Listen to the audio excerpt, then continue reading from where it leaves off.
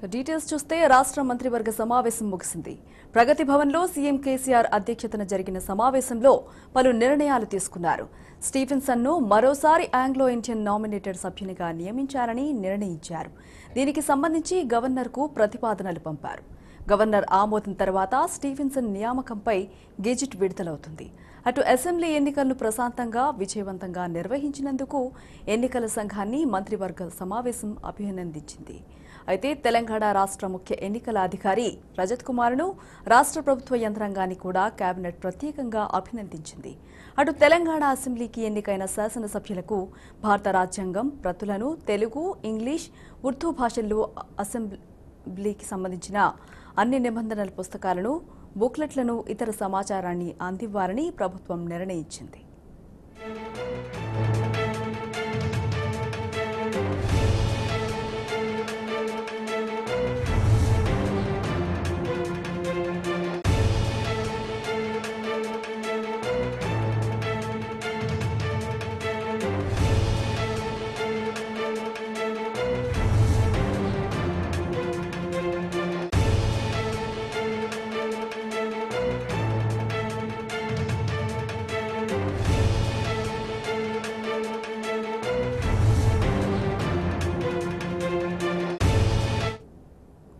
Cabinet భేటీపై మరిన్ని వివరాలు మా ప్రతినిధి సూరజ్ అందిస్తారు. సూరజ్, కేబినెట్ భేటీలో ఏ నిర్ణయాలు తీసుకున్నారు? కంప్లీట్ డీటెయిల్స్ ఏంటి?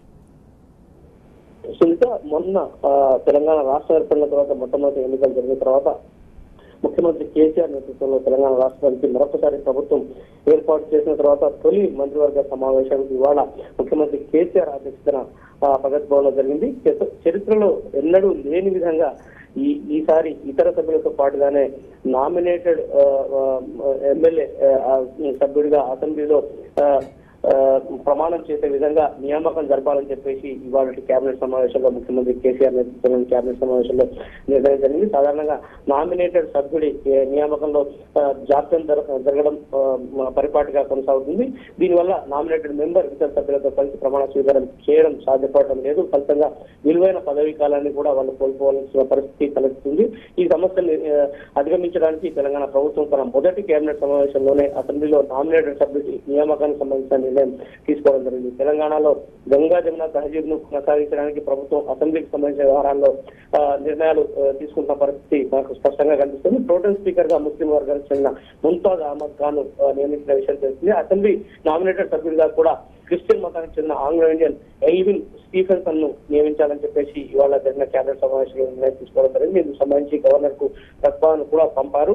గవర్నర్ ఆమోదం తెలిపిన తర్వాత వెంటనే గెజిట్ కూడా విడుదలవుతుంది. చట్టసభల్లో ఆంగ్లో ఇండియన్ల ప్రాతినిధ్యం ఉండాలనే రాజ్యాంగ నిబంధన మేరకు తెలంగాణ అసెంబ్లీలో ఈ నియామకానికి ప్రభుత్వం చర్యలు తీసుకుంది. ఇక 2018 డిసెంబర్ నెలలో తెలంగాణ రాష్ట్ర శాసనసభ ఎన్నికలు అత్యంత ప్రశాంతంగా విజయవంతంగా నిర్వహించినందుకు గాను భారత ఎన్నికల సంఘాన్ని మధ్యవర్గ సమావేశం అభినందించింది. తెలంగాణ రాష్ట్ర ముఖ్య ఎన్నికల అధికారి రజత్ కుమార్ ను తెలంగాణ రాష్ట్ర ప్రభుత్వ యంత్రాంగాన్ని కూడా కేబినెట్ ఇదే సందర్భంగా ప్రత్యేకంగా అభినందించడం జరిగింది. సభ్యులకు రాజ్యాంగం, అసెంబ్లీ నిబంధనల ప్రతులు, తెలంగాణ అసెంబ్లీకి ఎన్నికైన శాసనసభ్యులకు భారత రాజ్యాంగం ప్రతులను, తెలుగు, ఇంగ్లీష్, ఉర్దూ భాషల్లో అసెంబ్లీకి సంబంధించిన వివిధ నిబంధనల పుస్తకాలను, బుక్లెట్లను, ఇతర సమాచారాన్ని అందివ్వాలని చెప్పేసి కూడా ప్రభుత్వం ఇదే సందర్భంగా నిర్ణయించింది.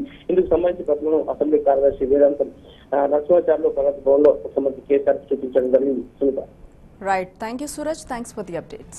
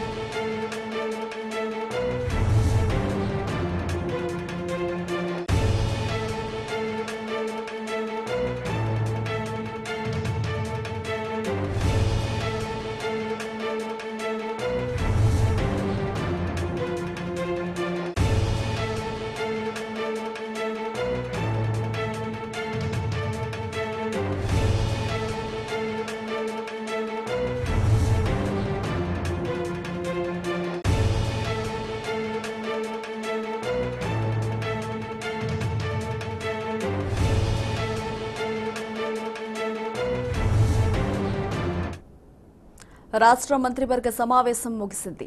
ప్రగతి భవన్లో సీఎం కేసీఆర్ అధ్యక్షతన జరిగిన సమావేశంలో పలు నిర్ణయాలు తీసుకున్నారు. స్టీఫెన్సన్ను మరోసారి ఆంగ్లో ఇండియన్ నామినేటెడ్ సభ్యునిగా నియమించాలని నిర్ణయించారు. దీనికి సంబంధించి గవర్నర్కు ప్రతిపాదనలు కూడా పంపారు. గవర్నర్ ఆమోదం తర్వాత స్టీఫెన్సన్ నియామకంపై గెజిట్ విడుదలవుతుంది. అటు అసెంబ్లీ ఎన్నికలను ప్రశాంతంగా విజయవంతంగా నిర్వహించినందుకు ఎన్నికల సంఘాన్ని మంత్రివర్గ సమావేశం అభినందించింది. తెలంగాణ రాష్ట్ర ముఖ్య ఎన్నికల అధికారి రజత్ కుమార్ను, రాష్ట్ర ప్రభుత్వ యంత్రాంగాన్ని కూడా కేబినెట్ ప్రత్యేకంగా అభినందించింది. అటు తెలంగాణ అసెంబ్లీకి ఎన్నికైన శాసనసభ్యులకు భారత రాజ్యాంగం ప్రతులను తెలుగు, ఇంగ్లీష్, ఉర్దూ భాషల్లో, అసెంబ్లీకి సంబంధించిన వివిధ నిబంధనల పుస్తకాలను, బుక్లెట్లను, ఇతర సమాచారాన్ని అందివ్వాలని ప్రభుత్వం నిర్ణయించింది.